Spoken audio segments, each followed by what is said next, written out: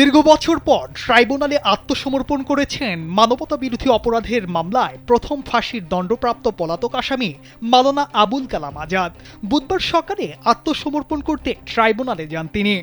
আবুল কালাম আজাদের বিরুদ্ধে মুক্তিযুদ্ধকালে 14 জনকে হত্যা, 3 নারীকে ধর্ষণ, 9 জনকে অপহরণ, 10 জনকে আটকে রাখা এবং 5 বাড়িতে অগ্নিসংযোগ এবং 15টি বাড়ির মালামাল লুণ্ঠনের অভিযোগ প্রমাণিত হয়।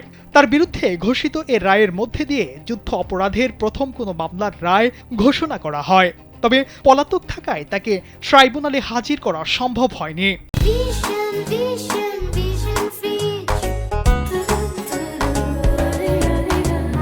তার বিরুদ্ধে গ্রেফতারি পরোয়ানা জারির আগেই পালিয়ে ভারত হয়ে তিনি পাকিস্তানে চলে যান বলে জানান আইন শৃঙ্খলা বাহিনী।